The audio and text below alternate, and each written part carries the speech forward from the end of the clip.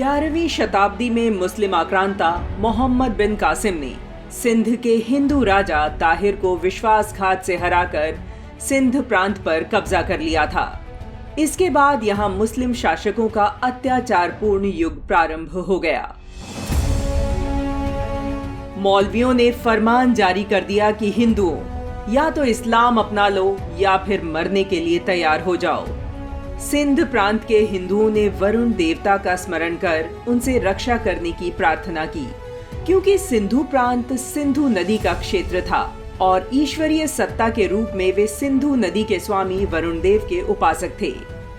विक्रमी संवत 1007 की चैत्र द्वितीया को सिंध प्रांत के नसरपुर के रतन चंद लोहानो और देवकी के घर भगवान वरुण अवतरित हुए। यही बालक भगवान झूलेलाल के नाम से सिंधी समाज के आराध्य देव हैं। उन्होंने तत्कालीन इस्लामिक शासन के अत्याचारों का अंत कर एक समृद्ध सिंध प्रदेश की नींव रखी। समय का चक्र फिर से बदला। दुर्भाग्य से भारतवर्ष फिर से मुस्लिमों और अंग्रेजों के लंबे पराधीनता युग में चला गया। अनेक बलिदानों के बाद वर्ष 1947 में हमें स्वाधीनता तो मिली, किंतु सिंध प्रांत विभाजन के बाद बने नए इस्लामिक देश पाकिस्तान का हिस्सा बना दिया गया। तब से ही सिंध प्रांत के उत्पीड़न का दौर शुरू हो गया। आज भी सिंध प्रांत के वासी अपनी सांस्कृतिक अस्मिता की लड़ाई लड़ रहे हैं। 1967 में पाकिस्तान सरकार ने यहाँ के निवासियों के ऊपर उर्दू भाषा थोप दी। यहाँ के लोगों ने इसका विरोध किया और इसके फलस्वरूप सिंधी अस्मिता का जन्म हुआ। 1972 में बांग्लादेश अपनी सांस्कृतिक अस्मिता को बचाने हेतु पाकिस्तान से अलग हो गया। इस संघर्ष से प्रेरणा लेकर सिंधी राजनेता जीएम सैयद ने जीए सिंध तहरीक नाम का संगठन गठित किया और सिंधु देश का विचार लोगों के सामने पेश किया। जीएम सैयद को पाकिस्तान ने 30 साल तक कैद रखा। 26 अप्रैल 1995 को कराची में कैद के दौरान ही इनकी मृत्यु हो गई। जीएम सैयद की 117वीं जयंती पर 17 जनवरी 2021 को पाकिस्तान के सिंध प्रांत के सान कस्बे में सिंधु देश की मांग के समर्थन में एक विशाल रैली निकाली गई।